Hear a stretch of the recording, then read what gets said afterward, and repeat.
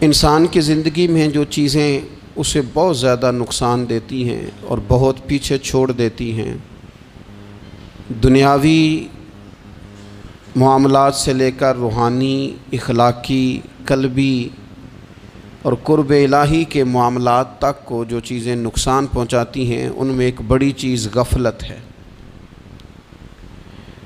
ایک لفظ ہوتا ہے جو ہمیں اکثر سننے کو ملتا ہے کہ آپ کی توجہ نہیں ہے۔ یہ ڈھیر سارے لوگوں کا مطالبہ ہوتا ہے، اہل خانہ بھی مطالبہ کرتے ہیں، کئی موقع پر والدین بھی مطالبہ کرتے ہیں، غرباء بھی مطالبہ کرتے ہیں کہ امیروں کی ہماری طرف توجہ نہیں ہے۔ اور یہ بڑی لازمی سی بات ہے کہ کسی چیز پر جب توجہ رہتی ہے تو وہ چیز بہتر ہو جاتی ہے، اور جب عدم توجہی کا لوگ مظاہرہ کرتے ہیں تو وہ معاملہ خراب ہو جاتا ہے۔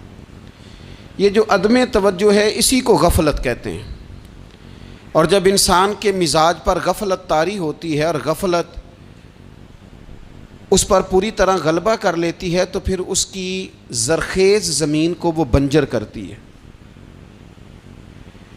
غفلت انسانی دل کے لیے بڑی نقصان دہ چیز ہے اور انتہائی تکلیف اور ضرر کا باعث ہے۔ دلوں پر جو قحط نازل ہوتا ہے، قحط، ویران ہو جاتے ہیں دل، اور جو دلوں پر خشکی نازل ہوتی ہے کہ طبیعتیں خشک ہو جاتی ہیں، یہ غفلت کی وجہ سے ہوتی ہے۔ جو لوگ غافل ہو جاتے ہیں نا، اپنے معاملات کا دھیان نہیں رکھتے، دیکھیں نا، آپ کو کھانا کھاتے بھی غافل نہیں ہونا چاہیے۔ اگر کھانا بھی غیر معتدل کھا لیا جائے تو وہ انسان کی طبیعت کے لیے باعث ضرر بن جاتا ہے، نقصان کا باعث بنتا ہے۔ بات کرتے ہوئے بھی غافل نہیں ہونا چاہیے، کئی دفعہ جملے ایسے نکل جاتے ہیں جو انسان کے لیے پھر شرمندگی کا باعث بنتے ہیں۔ انسان کو غافل ہو کر کوئی کام نہیں کرنا چاہیے، غافل ہو کر، مدہوش اور بے ہوش ہو کر نہیں۔ غفلت دل کو ویران کرتی ہے، طبیعت میں خشکی لاتی ہے۔ غافل کبھی نہ بنے۔ قرآن مجید فرقان حمید نے ارشاد فرمایا کہ اقترب للناس حسابہم، فرمایا لوگوں کے حساب کا وقت قریب آ گیا، وہم فی غفلۃ معرضون، اور وہ ابھی بھی غفلت میں منہ پھیرے ہوئے ہیں۔ ٹائم آ گیا حساب دینے کا، لیکن وہ ابھی بھی غافل ہیں۔ ہمارے جو زیادہ تر نقصان زندگی میں ہوئے ہیں وہ صرف ہماری غفلت کی وجہ سے ہوئے۔ ہم نے چیزوں پر توجہ نہیں دی، چیزیں گڑبڑ ہو گئیں۔ جس آدمی نے پھول لگائے ہوں، پھل لگائے ہوں، کھیتی لگائی ہو، وہ دانہ ڈال کے پانی دے کے فارغ نہیں ہو سکتا، اسے توجہ کرنی پڑتی ہے۔ اور کسی نے کہا تھا مالی جیندے ہون تو پھر بوٹے سوکھدے نہیں۔ اگر موجود ہونا ان کو سینچنے والا، رکھوالی کرنے والا، تو پھر ان کی جڑیں کبھی خشک نہیں ہوا کرتی۔ ہماری جو غفلتیں ہیں یہ بڑی ضرر کا باعث ہیں، نقصان کا باعث، اور مجبوری معاف ہوتی ہے، غفلت معاف نہیں ہوتی۔ اسکول میں پڑھتے تھے، مدرسے میں پڑھتے تھے، تو ایک مجبوری ہو گئی جی، خدا نخواستہ گھر میں کوئی پریشانی ہو گئی تو اساتذہ اس پر سزا نہیں دیتے۔ کوئی خوشی کا موقع ہے گھر میں، فیملی میں کسی کی شادی ہے، اساتذہ اس پر سزا نہیں دیتے۔ لیکن اگر کبھی پتہ چلتا تھا نا کہ یہ گھر سے تو آیا تھا لیکن مدرسے نہیں آیا، یہ اسکول نہیں آیا، رستے میں غافل ہو گیا، تو یہ بات خوفناک تھی۔ یہ قابل سزا جرم تھا کہ تو غافل ہو گیا اپنی پڑھائی سے، تو گھر سے آیا اور یہاں نہیں آیا۔ غفلت قابل سزا ہوتی ہے، مجبوری کی معافی ہوتی ہے۔ ہمارا آج کل جو مسئلہ ہے وہ غفلت کا ہے۔ ڈھیر سارے لوگ ہیں، سمجھدار بھی ہیں، سیانے بھی ہیں، معاملہ فہم بھی ہیں، باشعور بھی ہیں، تعلیم کی ڈگریاں بھی رکھتے ہیں، لیکن اگر ان کی زندگیوں کی تکلیفوں کو دیکھا جائے اور بے آباد روح کو دیکھا جائے اور سجدوں سے ان کی دوری کو دیکھا جائے تو ایک ہی بات سمجھ میں آتی ہے کہ پتہ سارا ہے لیکن لے ڈوبی ہے غفلت، توجہ نہیں کی۔ لائق بچہ بھی نالائق ترین زندگی گزارتا ہے، اس لیے کہ اس کے لائق ہونے کے ساتھ ساتھ اس کا توجہ کرنا بھی تو ضروری ہے نا۔ نرے لائق کا کیا فائدہ اگر وہ محنتی نہیں، اگر وہ توجہ ہی نہیں کرتا، اپنا سبق دھیان سے سنتا پڑھتا ہی نہیں، تو بھی جتنا مرضی لائق ہو پیچھے رہ جائے گا۔ اور کئی نالائق ہوتے ہیں، رٹا لگا کے پاس ہوتے ہیں، پر چلو رٹا تو لگاتے ہیں نا، محنت تو کرتے ہیں نا، جد و جہد تو کرتے ہیں۔ کئی نالائق جد و جہد کے باعث آگے گزر جاتے ہیں، اور کوئی اسی چکر میں رہ جاتے ہیں، میں بڑا لائق ہوں، کل پڑھ لوں گا، پرسوں پڑھ لوں گا، ہفتہ تیاری کر کے پاس ہو جاؤں گا۔ اپنی زندگی سے غفلت کا پردہ اٹھائیں، اور غفلت اس کے لیے فیصلہ کرنے کی ضرورت ہوتی ہے، پلاننگ کرنے کی نہیں، فیصلہ کرنے کی ضرورت ہوتی ہے کہ میں نے اب غفلت کرنی۔ ہم نہ جب بھی کوئی پروگرام بناتے ہیں تو منصوبہ بندی شروع کر دیں، منصوبہ بندی نہ کریں، فیصلہ کریں، کہیں کہ میں نے غافل نہیں ہونا۔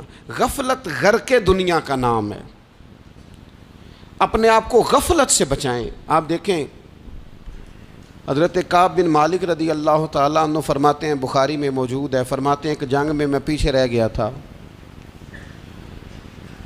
میرا خیال تھا کل چلا جاؤں گا، گھوڑے اور سواریاں میرے پاس تیز ہیں، مضبوط ہیں، پرسوں چلا جاؤں گا، تیزی سے بھاگ کے میں پہنچ جاؤں گا، میں قافلے کے ساتھ شامل ہو جاؤں گا، لیکن بس تھوڑی سستی ہو گئی، ذرا غفلت ہو گئی۔ آپ فرماتے ہیں جب سب لوگ چلے گئے حضور علیہ السلام کے ساتھ جہاد میں اور میں پیچھے رہ گیا، تو پھر جب چند دن گزر گئے اور محبوب کے واپس آنے کا ٹائم ہو گیا، تو اب میں غور کرتا سمجھتا تو مجھے مدینے میں یہاں بزدل لوگ نظر آتے، اور کون نظر آتے؟ جو منافق تھے، وہ منافق بزدل دکھائی دیتے، یا مجھے عورتیں اور بچے دکھائی دیتے۔ میں پریشان ہوا، حضور واپس آ گئے۔ جنہوں نے بہانے کیے تھے نا منافقین نے، یہ مجبوری تھی اس لیے نہیں جہاد پہ گئے، یہ جنہوں نے بہانے کیے تھے انہیں مل گئی معافی، اور میں نے سچ بولا، میں نے کہا یا رسول اللہ میں غافل ہو گیا تھا۔ اب کہتے ہیں میں نے جب کہا نا حضور سستی ہو گئی تھی، ذرا غفلت ہو گئی، تو بندہ محبوب سے ہی غافل ہو جائے، بندہ وہیں سے غافل ہو جائے۔ جو دم غافل سو دم کافر، سانو مرشد اے ہو پڑھایا۔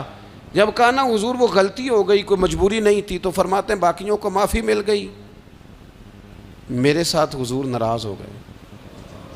ایک دن نہیں، 2 دن نہیں، 50 دن حضور ناراض رہے۔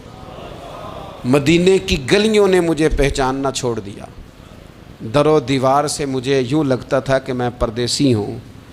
فرماتے ہیں میں مسجد میں آتا تھا، میں جب محبوب کو دیکھتا تو حضور رخ انور پھیر لیتے، اور مجھے پتا تھا جب میرا چہرہ ادھر ادھر ہوتا تو پھر کریم رحمت کی نظر فرماتے۔ فرماتے ہیں 50 دن مسلسل، پھر مجھے حکم ہوا کہ بیوی بھی بھیج دو، میکے بچے بھی بھیج دو، ننہال یعنی تنہا رہ جاؤ۔ فرماتے ہیں وہ میں نے قید تنہائی کاٹی، لیکن شکر اللہ کا یہ ہے کہ میں سچا تھا، بس ذرا بھول گیا تھا، بس ذرا غفلت ہو گئی تھی۔ تو فرماتے ہیں پھر اللہ تبارک و تعالیٰ نے میرے اوپر فضل یہ فرمایا کہ میری توبہ کا اعلان رب نے قرآن مجید میں فرمایا۔ تو غافل نہ بنے کبھی بھی، ہمارا نا مسئلہ یہ ہے، اور آپ نے ناراض نہیں ہونا، ڈھیر سارے لوگ غافل ہو جاتے ہیں، مالدار بھی غافل ہیں، صاحبان علم بھی الا ماشاء اللہ بہت ساری جگہوں پہ غافل ہیں۔ جن لوگوں کو 4 لوگ جاننے لگ جاتے ہیں، کوئی مقام حاصل ہو جاتا ہے، وہ بھی بہت ساری جگہوں سے غافل ہو جاتے ہیں الا ماشاء اللہ۔ غفلت بڑی تکلیف والا منظر ہے۔ جو لوگ سمجھتے ہیں نا میں اب گڈ بک میں آ گیا ہوں، اب میں اچھا ہو گیا ہوں، اب میرے لیے خیر کہا جاتا ہے، مجھے اچھائی شاید یہ مستقل میرے ساتھ رہے گی، تعریف ہی ہوگی ہمیشہ، وہ بھی غافل ہو جاتے ہیں۔ اور یہ غفلت ٹھیک نہیں ہوتی۔ وجہ دیکھنی چاہیے کس وجہ سے انسان کو وقار مل رہا، عزت مل رہی۔ اپنی زندگی سے غفلت کو اتار پھینکیں۔ تھوڑی دیر کی تو غفلت ہوتی ہے، لمبی تو نہیں۔ 2 منٹ کے لیے صرف اس نے ڈرائیونگ کرتے ہوئے چہرہ موبائل کی طرف کیا تھا، 2 ہی تو منٹ لگے تھے۔ لمحوں نے خطا کی تھی، صدیوں نے سزا پائی۔ لمحوں نے خطا کی تھی، صدیوں نے سزا پائی۔ ایک لمحے کے لیے غافل ہوئے تھے اور صدیاں، نسلیں روتی رہ گئیں پیچھے۔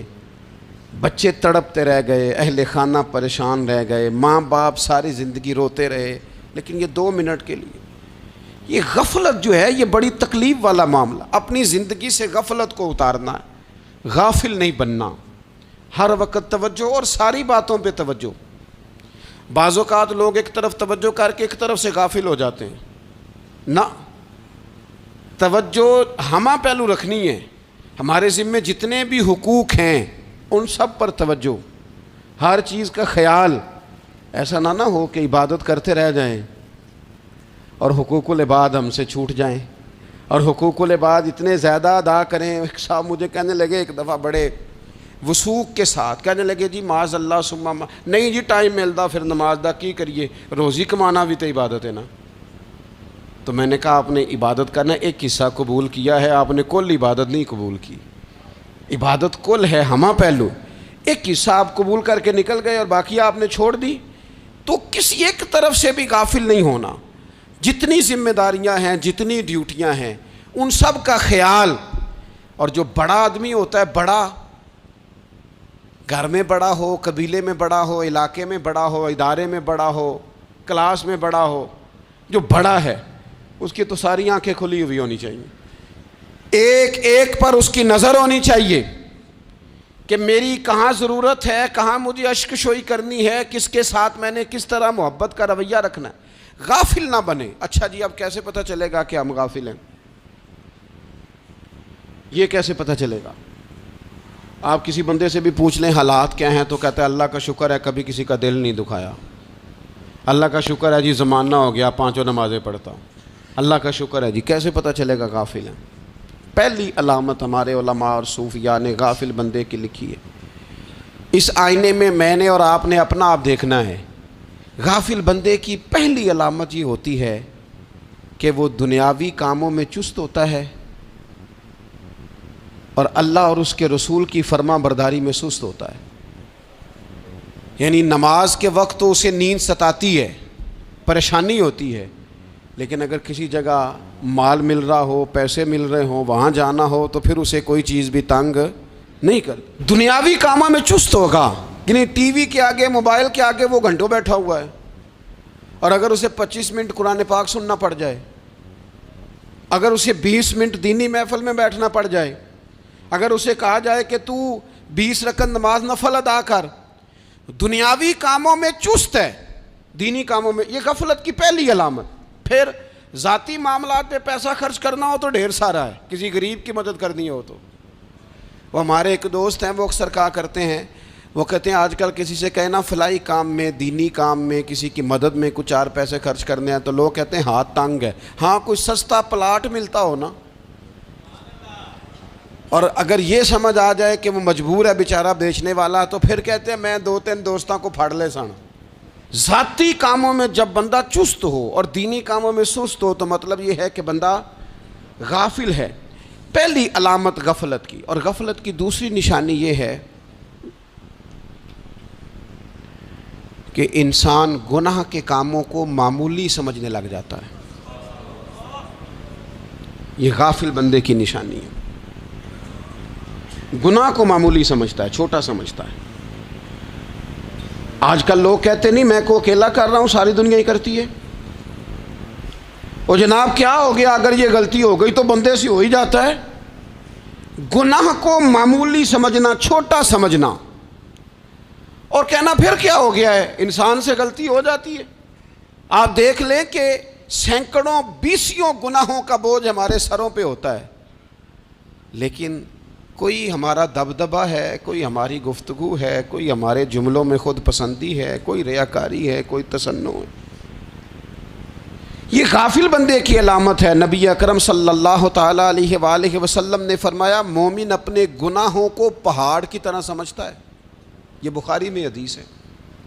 مومن پہاڑ کی طرح جانتا ہے اور وہ ڈرتا ہے کہ کہیں وہ پہاڑ اس کے اوپر گر نہ جائے، یعنی کہیں مجھے میرے گناہ کی سزا نہ مل جائے. چھوٹے گناہ کو بھی پہاڑ جانتا ہے، یار مجھ سے غلطی ہو گئی، مجھے ٹھیک کر لینی چاہیے، مجھے معافی لے لینی چاہیے، مجھے توبہ کر لینی چاہیے. مومن اپنے اوپر گناہ کو پہاڑ کی جانب سمجھتا ہے.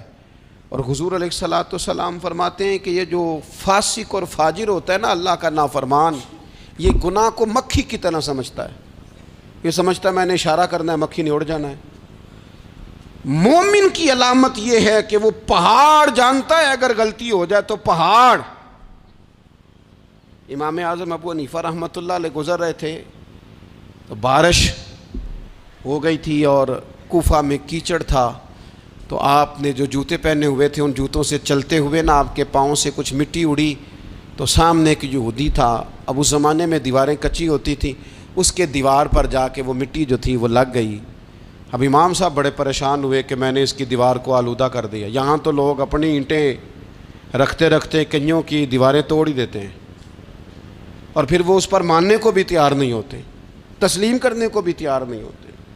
وہ کہتے ہیں پھر کیا ہو گیا، اب ہمارا یہاں گھر ہے تو ہم نے ٹرالی منگوانی نہیں تھی، ہمارا حق بنتا تھا۔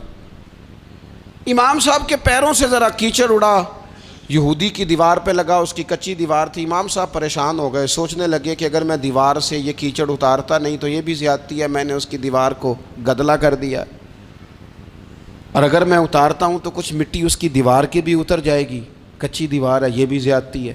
مومن گناہ کو پہاڑ کی طرح سمجھتا ہے کہ کہیں گر نہ جائے، اس کی بھی کہیں سزا نہ مل جائے۔ امام صاحب نے اس کے دروازے پہ دستک دی، وہ باہر آیا تو اتفاق سے وہ آپ کا مقروض بھی تھا، اس نے پیسے دینے تھے۔ باہر نکلتے ہی کہنے لگا اوہو آپ تو قرض لینے آ گئے، میرے پاس تو ابھی گنجائش نہیں ادا کرنے کی۔ تو امام صاحب کہنے لگے تو قرض چھوڑ، وہ میں نے معاف کیا، میرے سے غلطی ہو گئی ہے، میں آ رہا تھا، لکڑی کے جوتے اس زمانے میں کھڑاؤں لوگوں نے پہنے ہوتے تھے، کہا وہ میرے پیروں سے ذرا کیچڑ اڑا ہے، تیری دیوار پہ لگ گیا ہے۔ اب میں بڑی دیر سے کھڑا سوچ رہا ہوں کہ اگر میں تیری دیوار صاف نہ کروں تو میں نے یہ میلی کر دی، گدلی کر دی، یہ بھی بات درست نہیں ہے، زیادتی، اور اگر میں اسے صاف کرتا ہوں کچی دیوار سے کچھ مٹی اتر جائے گی تو یہ بھی زیادتی ہے، اب تو بتا میں کیا کروں۔ تو بے موسمہ پھل تھا نا یہ، تو بے موسمہ پھل دیکھ کے بندہ حیران ہو جاتا ہے، جو باتیں روٹین میں نہ ہو رہی ہوں وہ ذرا انوکھی لگتی ہیں، بندہ حیران ہو گیا، غور سے امام صاحب کا چہرہ دیکھنے لگا، غور سے چہرہ دیکھنے لگا، اور پھر تھوڑی دیر سوچنے کے بعد کہنے لگا حضور پہلے میں نے دین اسلام کے بارے میں پڑھا اور سنا تھا، آج میں نے دین دیکھا ہے۔ پہلے میں نے سنا تھا کہ دین اسلام اس طرح کا ہے، آج میں نے دین۔ ہم نہ پوری دنیا کے کافروں کو دین سنانا چاہتے ہیں، دکھانا نہیں چاہتے، ہم نیک نظر آنا چاہتے ہیں، نیک بننا نہیں چاہتے، ہم نیک نظر آنا چاہتے ہیں۔ نتیجہ کیا نکلتا ہے کہ کچھ عرصے کے بعد پتہ چل جاتا ہے بندہ کس لیول کا نیک ہے، کیا معیار ہے اس کی نیکیوں کا۔ کہنے لگا حضور پہلے میں نے دین سنا تھا، آج دیکھا ہے۔ آپ وہ مٹی کی دیوار پر جو کیچڑ لگ گیا ہے، دیوار کو بعد میں صاف کیجئے گا، پہلے کلمہ پڑھائیں تاکہ میرے اندر کا کفر صاف ہو جائے، اب مجھے مسلمان کر دیں۔ تو غافل آدمی جو ہوتا ہے نا وہ پھر تیسری بات، جب بندہ بہت زیادہ غافل ہو جاتا ہے پھر اعلانیہ گناہ کرنے لگتا ہے۔ ایک گناہ پھر اس کا اظہار گناہ، ایک بندہ حدیث پاک میں آتا ہے ایک بندہ رات کو کوئی غلطی کرتا ہے، اللہ تعالیٰ اس پہ پردہ ڈال دیتا ہے، لیکن وہ سویرے خود لوگوں کو بتاتا پھرتا ہے میں نے یہ کیا، میں نے یہ کیا۔ جب آپ اظہار گناہ کرتے ہیں نا تو سامنے والا بھی دلیر ہوتا ہے، کہتا ہے اس نے کیا میں کر لوں گا تو پھر کیا ہوا۔ ہمارے علماء نے لکھا ہے کسی کی نماز قضا ہو جائے تو کسی کو بتائے نہ، قضا پڑھ ڈالے، اس کا جگہ جگہ ذکر نہ کرے۔ جب آپ کہیں گے نا میری قضا ہو گئی تو آپ کے ساتھ رہنے والا بچہ دوست سمجھے گا یار اس کی قضا ہو گئی ہے تو میری بھی ہو جائے گی تو کیا ہوا۔ گناہ کرنا بھی گناہ ہے اور گناہ کا اظہار بھی گناہ ہے۔ نبی اکرم صلی اللہ تعالیٰ علیہ وآلہ وسلم نے ارشاد فرمایا میری ساری امت کو معافی مل جائے گی سوائے ان لوگوں کے جو اعلانیہ گناہ کرتے ہیں۔ یہ بخاری مسلم دونوں میں حدیث موجود ہے۔ جو اعلانیہ گناہ، جنہوں نے خود ساری دنیا کو گواہ بنا لیا میں نے یہ بھی جرم کیا، یہ بھی کیا، یہ بھی کیا، یہ بھی کیا، خود انہوں نے لوگوں کے، بہت بڑے غافل آدمی کی علامت ہے کہ گناہ کرے اور پھر اوپر سے اعلانیہ گناہ کرے، اتنا بڑا جرم کرے۔ پھر چوتھی علامت اگر ہم دیکھنا چاہیں کہ ہم غافل تو نہیں. تو غافل بندے کی چوتھی علامت یہ ہوتی ہے کہ وہ فضول کاموں میں وقت بڑا ضائع کرتا ہے. فضولیات میں ادھر بیٹھے ہیں ادھر بیٹھے ہیں, یہاں گپ شپ ہو رہی ہے, وہاں موبائل دیکھا جا رہا ہے, پھر کچھ ٹائم ملا ہے تو پھر کہیں دور دراز کسی ہوٹل پہ کھانا کھانے چلے گئے, پھر کچھ ٹائم ملا تو چلو نکلتے ہیں ذرا کوئی ہفتہ سیر کر آتے ہیں, یہاں گپ شپ ہے, فلاں کو ڈسکس کر لیتے ہیں, فلاں کے بارے میں بات کر لیتے ہیں, سیاسی تبصرے کر لیتے ہیں, یہ تھوڑی گفتگو ہو جاتی, چلے محلے داروں پہ تبصرہ شروع کرتے ہیں, کون روٹی زیادہ کھا رہا ہے اور کس کے پاس پیسے زیادہ آ گئے, چلو جا کے پتہ کرتے ہیں. حالانکہ یہ پتہ نہیں کرنا چاہیے تھا, پتہ تو اس کا کرنا چاہیے تھا جو بیچارہ کل سے بھوکا ہے. خبر تو اس کی رکھنی چاہیے تھی جس بیچارے کے گھر میں بچوں کے لیے پہننے کو کپڑے موجود نہیں ہیں. اس پر تبصرہ یہ کرتے ہیں کہ یہ محنت کیوں نہیں کرتے, اور اگر کسی پر اللہ عطا کر دے پھر حساب ضرور لگاتے ہیں کہ ذرا معلومات کرو یہ اتنی جلدی آگے کیسے نکل گئے. غافل بندے کی علامت ہے وقت کا ضائع کرنا اور فضول کاموں میں ضائع کرنا اور بلا وجہ ضائع, اور ایسے سوالات کرنا جن کی ضرورت ہی کوئی نہیں, بالکل ضرورت ہی نہیں, کوئی مطلب ہی نہیں. لیکن ہم لوگ وقت ضائع, یہ غفلت کی علامت, غفلت. اللہ والوں کی علامت کیا تھی؟ ایک بات انہوں نے زندگی میں لے لی, سیکھ لی, پھر ساری زندگی اسی پہ گزار دی. ان کا ارادہ تھا نا کشکول سیدھا کیا. کچھ لوگ ساری زندگی لیکچر قبول لے کے سن کے پھر بھی سمجھنے کو تیار. یہ غافل دل کی علامت ہے. اس لیے نبی پاک صلی اللہ تعالیٰ علیہ وسلم نے فرمایا دو نعمتیں ایسی ہیں جن میں اکثر لوگ غفلت میں ہیں, ایک صحت اور دوسری فراغت. لوگ بلا وجہ وقت ضائع کرتے ہیں. اللہ نے صحت دی ہے, کسی خیر کے کام میں لگائیں. اگر آپ کے پاس فارغ وقت ہے تو قرآن پاک کو یاد کریں, ترجمہ اور تفسیر سے پڑھیں, محبوب پاک علیہ السلام کی احادیث کو یاد کریں, اللہ والوں کی باتیں سنیں. وقت ملے تو عبادات میں لگائیں, نوافل میں لگائیں, تلاوت میں لگائیں, ذکر اذکار میں لگائیں, اور پھر اللہ مزید توفیق عطا کرے تو کسی کے بھلے میں وقت لگائیں. گلی سے کوئی کانٹا اٹھائیں, کوئی روڑا اٹھائیں, کوئی کسی کی مدد کریں. لیکن یہ غافل ہونے کی علامت ہے کہ اپنے وقت کو ضائع کرنا. اور پھر اسی طرح غفلت کی پانچویں علامت یہ ہے کہ اگر بندے کو دنیا سے پورا پیار ہو جائے, یعنی شب قدر میں بھی آ کے کہتا ہے یا اللہ کبھی پیسے دے دینا, شب برات والے دن بھی کہتا ہے کہ مالک اگر کبھی کوئی ایسا سبب لگ جائے نا, یعنی بیت اللہ شریف کے سامنے کھڑے ہو کے بھی اگر اس نے مال ہی مانگنا ہے وہاں بھی اس نے یہی سوال کرنا ہے, حب دنیا اتنی غالب آ جائے. تو یہ غافل ہونے کی علامت. دنیا ضرورت ہے, مقصد نہیں ہے. دنیا کی حاجت ہے, مقصد نہیں ہے. یہ مقصود نہیں. اور جب لوگ فقط دنیا کے مال کو, دولت کو, نبی پاک علیہ السلام نے فرمایا وہ لعنتی ہے جو درہم اور دینار کا بندہ بن گیا ہے, پیسوں کا بندہ بن گیا ہے. مل جائے تو خوش ہوتا ہے, نہ ملے تو تکلیف میں آ جاتا ہے. یہ غافل بندے کی علامت. مومن تو وہ ہوتا ہے کہ دولت رزق حلال ضرور کماتا ہے تاکہ کسی کے آگے ہاتھ نہ پھیلانا پڑے, کوشش ضرور کرتا ہے, پر دنیا کو جیب میں جگہ دیتا ہے, دل میں نہیں دیتا. اس کی جگہ جہاں ہے اسے وہاں رکھتا ہے, اسے دل میں جگہ. دل تو ایک ہے, اس میں رب و رسول کو بسائیں گے یا کسی اور کو بسائیں گے. تو حب دنیا یہ غافل ہونے کی بہت بڑی علامت ہے. پھر اسی طرح جو بندہ رب کریم کو جانتا نہیں نا وہ بھی غافل ہو جاتا ہے. ایک تو جو یہ نہیں نہ جانتا کہ رب کریم سزا دے گا, مجھے دیکھ رہا ہے, اسے نہ اونگ آتی ہے نہ نیند آتی ہے, جو اس کی معرفت نہیں رکھتا کہ میرا رب ہر وقت مجھے دیکھ رہا ہے, وہ بھی غافل ہو جاتا ہے. جسے پتہ ہونا کہ مجھے دیکھ رہا ہے وہ غافل نہیں ہوتا. اور جو یہ سمجھ لیتا ہے نا کہ شاید معاذ اللہ ثم, اس یقین کو پکا نہیں کرتا, وہ غافل ہو جاتا ہے. اور ایک جو یہ نہیں نہ جانتا کہ رب مہربان کتنا ہے وہ بھی غافل ہو جاتا ہے. مجھے بتائیے سب سے زیادہ تو بندہ اس کے دروازے پہ جاتا ہے نا جو سب سے زیادہ مہربانی کرنے والا ہو, اس دروازے سے بندہ اٹھتا ہی نہیں. تو جس کو یہ یقین ہو جائے نا سب سے زیادہ کرم فرمانے والی ذات اللہ رسول کی ہے, وہ کبھی رب رسول سے غافل نہیں ہوتا. وہ کبھی اللہ رسول کا دروازہ چھوڑ کے نہیں جاتا، وہ کبھی کسی اور جگہ جا کے پناہ تلاش نہیں کرتا۔ جسے پتہ چل جائے نا وہ کریم کتنا ہے، مہربان کتنا ہے۔ ملا رومی رحمت اللہ علیہ فرماتے ہیں بہت بڑا مجرم تھا ایک بندہ، بہت بڑا گناہگار تھا، بت کو پوجتا تھا، تھک گیا، ساری رات بت کے سامنے کھڑا تھا، معاذ اللہ یا صنم یا صنم یا صنم کہتے، تھک گیا، نیند آ گئی، اونگ آ گئی۔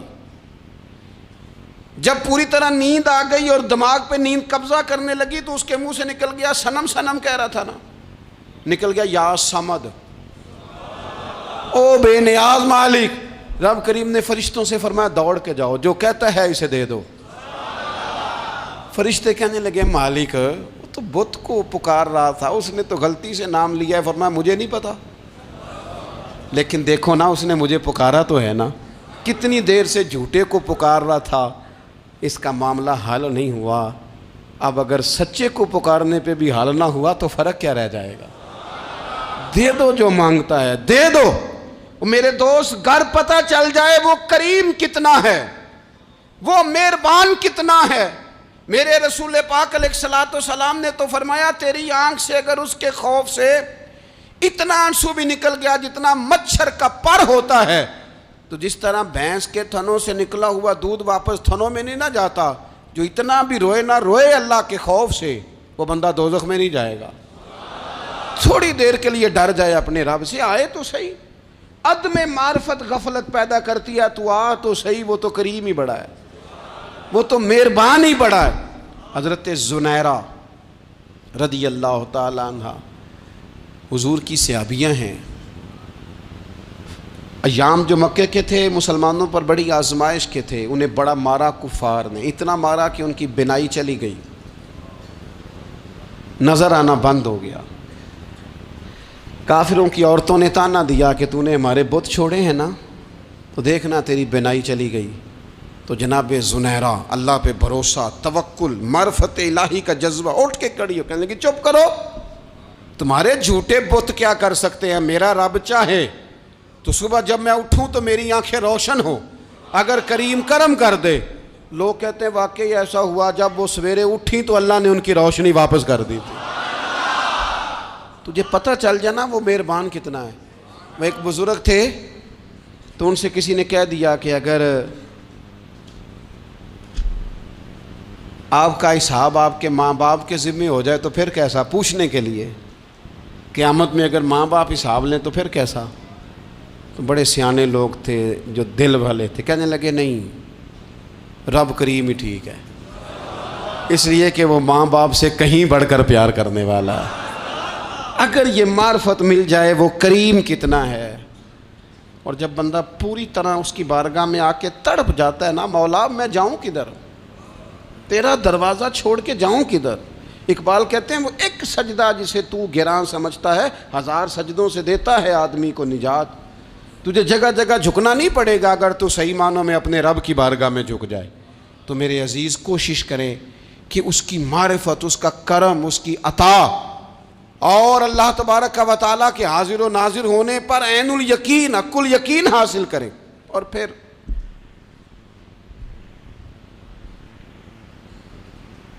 آٹھویں بات یہ ہے کہ غافل لوگوں کی صحبت بھی بندے کو غافل کر دیتی ہے۔ غافلوں کی صحبت میں نہ بیٹھیں، ان کی صحبت میں بیٹھیں جن کے پاس بیٹھنے سے دل میں رب رسول کی محبت پیدا ہوتی ہے۔ غافلوں سے بچیں۔ چنگیاں دے لڑ لگی ساں تے چولی چ پھل پئے، تے جدوں میں پیڑیاں دے سنگ رل گئی تے میرے اگلے بھی ڈول گئے۔ برے آدمی کی صحبت بندے کو غافل کر دیتی۔ غافلوں کی صحبت میں کبھی نہ بیٹھیں، کبھی نہیں۔ غافل آدمی آپ کو غافل کر دے گا۔ میرے نبی پاک علیہ الصلوۃ والسلام نے فرمایا انسان اپنے دوست کے مذہب پر ہوتا ہے۔ یہ بہت بڑے لفظ ہیں۔ فرمایا المرء علی دین خلیلہ، انسان اپنے دوست کے مذہب پر ہوتا ہے۔ تو دیکھ تو نے دوست کس کو بنایا ہے، جو تیرے دوست کا مذہب ہوگا وہی تیرا ہو جائے گا۔ ہم نے دوست بنایا نا غوث پاک جیلانی کو، ہم نے یاری لگائی ہے نا داتا علی اجمیری سے، ہماری نسبت ہے نا معین الدین اجمیری سے، ہمارا تعلق ہے نا بہاؤالدین زکریا ملتانی سے، ہمارا رشتہ ہے نا حضرت مجدد الفسانی سے، ہم ماننے والے ہیں نا اعلیٰ حضرت بریلوی کے، ہمارا تعلق ہے کبھی جماعت علی سے کبھی مہر علی سے، ہمارا ان سے تعلق ہے تو صبح شام ہماری زبان پہ رہتا ہے بالغ العلا بکمالہ کشف الدجی بجمالہ حسنت جمیع خصالہ صلو علیہ وآلہ۔ ان سے تعلق جڑا ہے نا تو کئی دفعہ تنہائیاں تڑپا دیتی ہیں اور تڑپ کے کہتے ہیں آج سکھ متران دی ودھیری ہے، آج سکھ متران دی، سکھ کہتے ہیں اڈیق کو، متر کہتے ہیں محبوب کو، اج سکھ متران دی ودھیری ہے، اے کیوں دلڑی اداس گھنیری ہے، لوں لوں وچ شوق چنگیری ہے، اج نینا لائیاں کیوں جھڑیاں، سبحان اللہ سبحان اللہ سبحان اللہ۔ پہلے کہتے ہیں سکھ متران دی ودھیری ہے یعنی اداس ہوں، پھر حضور کے جلووں پہ نظر کرتے ہیں، کہتے ہیں سبحان اللہ سبحان اللہ، ماں اجملہ کا، ماں احسانہ کا، ماں اکملہ کا، اور پھر فوراً کہنے لگے او کتھے مہر علی، او کتھے مہر علی، کتھے مہر علی تے کتھے تیری سنا، اب ایکھو مشتاق اکھیں کتھے جاڑیاں، بلغ العلا بکمال کشف الدجی بے، اور میرے اعلیٰ حضرت کہنے لگے سرور کہوں کہ مالک و مولا کہوں تو، باغ خلیل کا گل زیبا کہوں تجھے، تیرے تو وصف عیب تناہی سے ہیں بری، حیران ہوں میرے شاہ میں کیا کیا کہوں تجھے۔ غافل آدمی کی علامت ہے برے لوگوں کی صحبت میں، خبردار ان کے پاس نہ بیٹھنا جن کے پاس بیٹھنے سے تمہارے دلوں میں اولیاء اللہ، اللہ کے بندوں کی عداوت پیدا ہو، خبردار خبردار ان کے پاس نہ بیٹھنا جن کے پاس بیٹھنے سے تمہارے دلوں میں حضور کی اولاد پاک کے بارے میں شک پیدا ہو، خبردار اس شخص کے پاس نہ بیٹھنا جو امام حسین ابن علی کے بارے میں کوئی کمزور بات کرتا ہو، بچنا، خبردار اس سے بچنا جو حضور کے صحابہ کے بارے میں بات کرے، بچنا بچنا اس سے، جو سیدنا ابو بکر صدیق کے بارے میں کوئی، دیکھو کیا مقدر ہیں صدیق و فاروق کے، جن کے گھر ہی رحمتوں کے خزینے میں، بھلا کیا کہا نبی پاک، حضور نے فرمایا میرے اوپر جس نے نیکی کی تھی بدلہ دے دیا ہے، یہ جو میرے ابو بکر صدیق ہے نا، ان کو میں اللہ کی بارگاہ میں لے جاؤں گا، کہوں گا مالک تو ہی بدلہ عطا فرما۔ ایک ہاتھ میں جناب صدیق کا ہاتھ پکڑا، ایک میں حضرت عمر کا ہاتھ پکڑا، اور حضور مسجد نبوی سے باہر آ رہے ہیں، دیکھنے والے کی زبان سے بے ساختہ سبحان اللہ نکل گیا، کیا شان ہے کیا مقدر ہے۔ تو حضور علیہ السلام رک گئے اور روک کے فرمایا تو حیران ہو رہا ہے نا، تو حیران ہو رہا ہے نا کہ میں نے ایک ہاتھ میں ابو بکر کو پکڑا ہے، ایک میں عمر کو پکڑا ہے، فرمایا قیامت میں جب میری قبر کھلے گی تو میں اسی طرح قبر سے نکلوں گا، اس طرح میدان محشر میں میں آؤں گا، خبردار حضور کے وفاداروں کے وفادار رہنا، ان کے وفادار رہنا، ان کے وفادار رہنا۔ بڑا عجیب دور آیا ہے، ہم نے یہ دور دیکھا ہے کہ لوگ حضور کے صحابہ کے بارے میں بھی بات کریں گے، اب نبی پاک کی اولاد پاک کے بارے کو بھی ڈسکس کیا جائے گا۔ اپنا منہ تو دیکھ، اپنی حیثیت دیکھ، اور پھر وہ بندے دیکھ جن کو اللہ نے چن کے اپنے محبوب کی غلامی کے لیے حضور کے قریب بٹھایا ہے۔ تو بچنا ایسے لوگوں سے، پرہیز کرنا، خبردار عقیدہ ستھرا رکھنا، عقیدہ ستھرا رکھنا، صاف رہنا، پاکیزہ رہنا، غافلوں کی صحبت سے بچنا۔ بڑا ڈرتے ہیں اللہ سے، دعائیں مانگتے ہیں یا اللہ نسلوں میں بھی وہی بندے پیدا فرما جو عقیدے پکے رکھنے والے ہیں، وہ بندے پیدا فرما ہماری نسلوں میں۔ ایک وہ بندہ بھی غافل ہو جاتا ہے جو امیدیں لمبی لگا لیتا ہے، جن کے منصوبوں میں دولت بھی ہوتی ہے، گھر بھی ہوتا ہے، اولاد کا بڑا ہونا بھی ہوتا ہے، پوتے پوتیاں نواسے نواسیاں دیکھنا بھی ہوتا ہے، یہاں بھی گھر وہاں بھی گھر، یہ سیر، یہ سارا کچھ ہوتا ہے، لیکن رب کی بارگاہ میں پیش ہونا جن کے پیش نظر نہیں ہوتا۔ لمبی امیدیں۔ حضرت مولا علی شیر خدا فرمایا کرتے تھے، میں تم پر دو باتوں کا خوف کھاتا ہوں، جو ڈر آتا ہے، ایک یہ کہ تم خواہش کی پیروی کرو گے، جو نفس کی خواہش ہوگی اس کے پیچھے لگ جاؤ گے، اور ایک کہ تم لمبی لمبی امیدیں باندھو گے، اتنے سال جینا ہے، اتنے 100 سال جینا، یہ کرنا ہے وہ کرنا ہے۔ منصوبہ بندی کریں مستقبل کے لیے، وہ بری نہیں، لیکن تیاری رکھیں، تیاری رکھیں، اس بات کا بھی خیال رکھیں کہ اللہ کی بارگاہ میں حاضر ہونا۔ یہ غفلت کی چیزیں ہیں جو بندے کو غافل کر دیتی ہیں۔ جو لوگ اللہ کا ذکر نہیں کرتے وہ بھی غافل ہو جاتے ہیں، اور جو فضول باتیں زیادہ کرتے ہیں نا، ہنستے زیادہ ہیں۔ فَلْيَضْحَكُوا قَلِيلًا وَلْيَبْكُوا كَثِيرًا، قرآن کہتا ہے زیادہ رویا کرو، کم ہنسا کرو۔ نبی پاک علیہ الصلوۃ والسلام سے پوچھا تھا حضرت عقبہ بن عامر نے کہ یا رسول اللہ نجات کس چیز میں ہے؟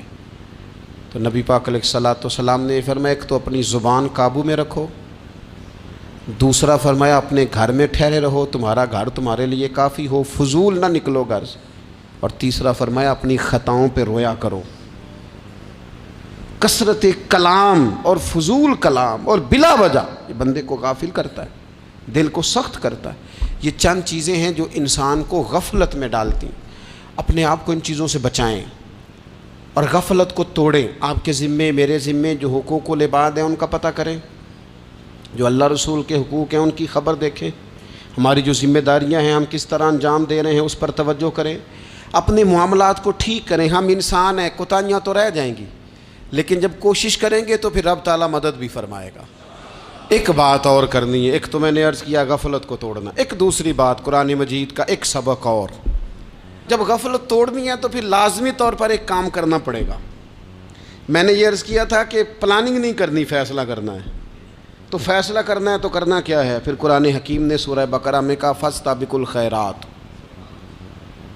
یعنی تم نیکیوں کی طرف دوڑو، جلدی جلدی نیکیاں کرو، فٹافٹ، دیر نہ کرو۔ فٹافٹ سے مراد یہ نہیں کہ نیکی جلدی جلدی کر جاؤ، یعنی ٹال مٹول نہ کرو خیر کے کام میں، کل کریں گے، پرسوں کریں گے، عمرہ کر رہے ہیں پھر نیکی ہیں، حج کر رہے ہیں پھر نیکی ہیں، بچے بیال ہوں پھر میں نیک ہوں، یہ تھوڑا سا یہ کام ٹال مٹ۔ فاستبقوا الخیرات، نیکیوں کی طرف دوڑو، جلدی کرو، بھاگو۔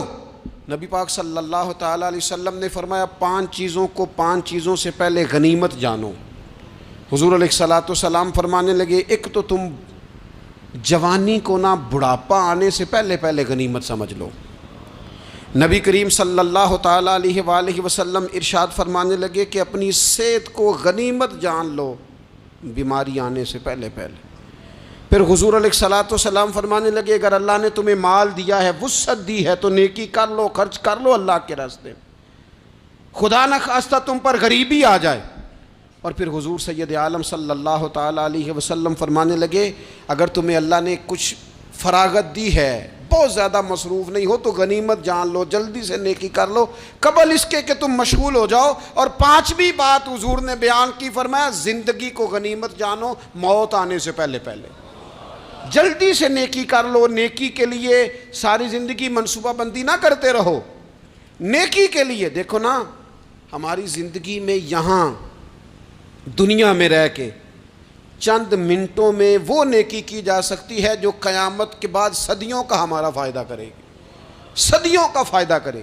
کرتے نہیں، پلاننگ کر رہے ہیں، منصوبہ بندی کر رہے ہیں، بس تیاری کر رہے ہیں، بس حضرت آپ دعا کر دیں، اللہ تعالیٰ دعائیں بھی قبول فرمانے والا ہے، لیکن جو نیکی نصیب ہوتی ہے اسے جلدی سے کر گزریں، اسے فٹافٹ کریں۔ میں ایک گاؤں میں گیا، اب تو خیر وہ دور نہیں رہا، یہ 10-15 سال 20 سال پہلے نا جو نوجوانوں کی مصروفیات ہوتی تھیں ان میں سے ایک مصروفیت یہ ہوتی تھی کہ گندم لے کے چکی پہ جانا ہے، آٹا پسوا کے لانا ہے۔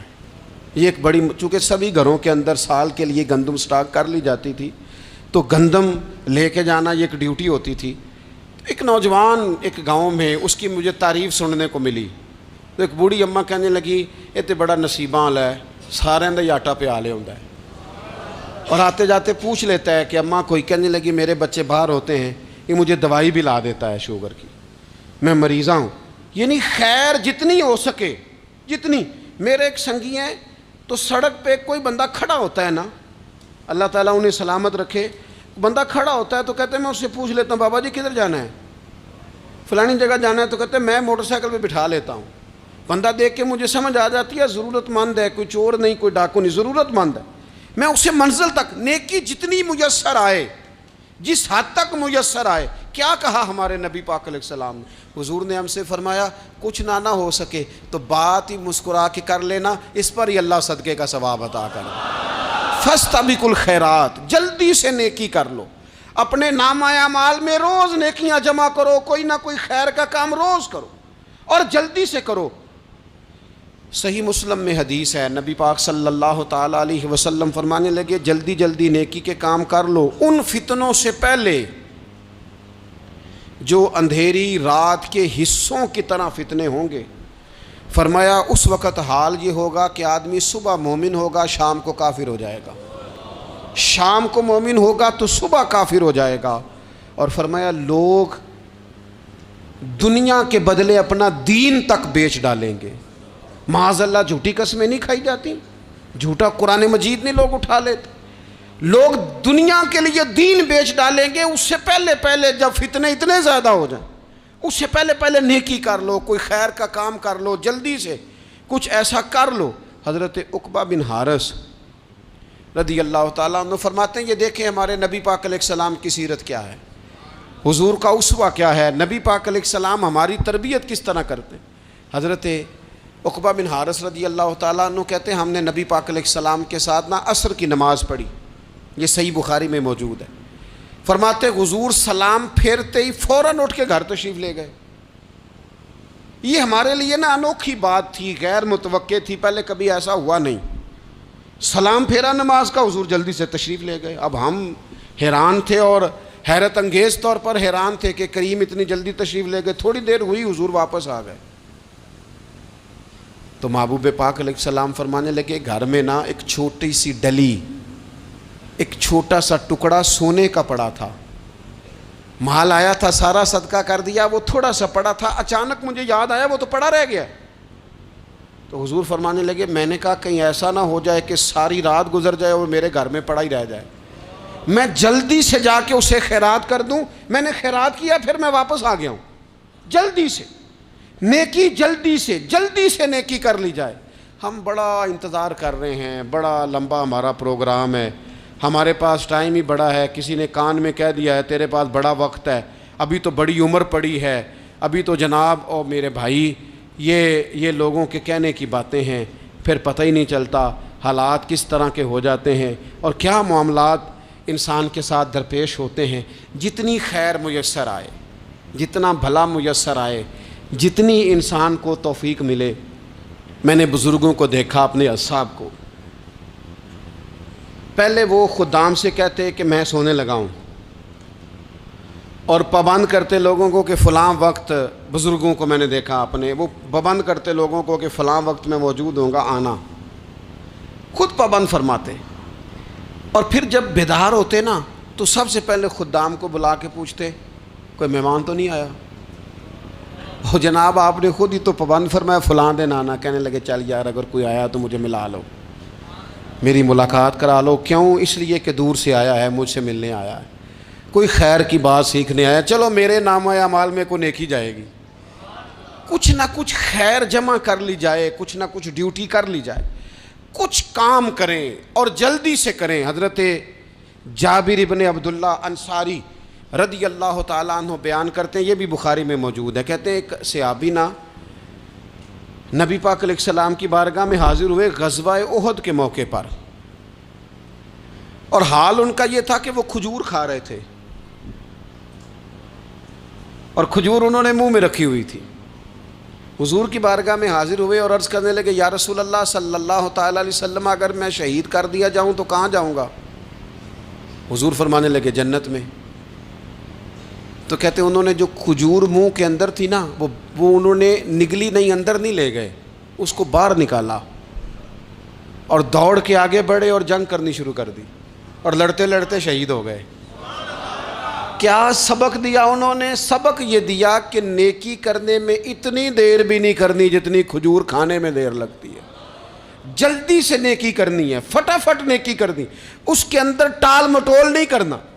اسی وقت انہوں نے کھجور باہر نکال دی، دوڑ کے انہوں نے حضرت انس بن نضر رضی اللہ تعالیٰ عنہ، حضرت انس بن مالک رضی اللہ تعالیٰ عنہ کے چچا ہیں، میدان احد میں نا، احد پہاڑ کے قریب کھڑے تھے، لوگوں سے کہہ رہے تھے جلدی جلدی ادھر آؤ، وہ جنت جو انسان کو انتقال کے بعد نصیب ہوگی اور قیامت کے بعد نصیب ہوگی، فرماتے تھے مجھے تو ابھی احد پہاڑ کے اندر سے جنت کی خوشبو آ بھی رہی ہے، لہذا جلدی سے آؤ، ادھر دوڑو، جہاد کرو، آؤ کفار سے لڑیں۔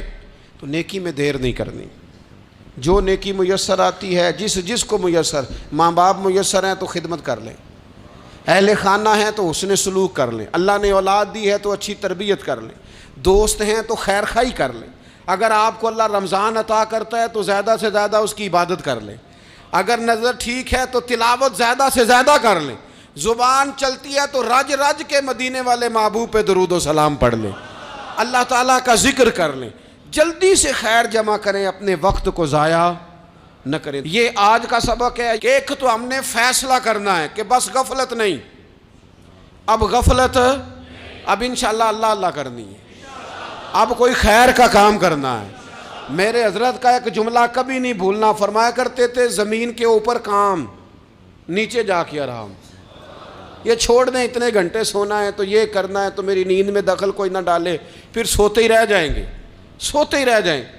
زمین کے اوپر کام اور نیچے جا کے جاگنا ہے، جاگ لے افلاک کے سائے تلے، پھر حشر تک سوتا رہے گا خاک کے سائے تلے۔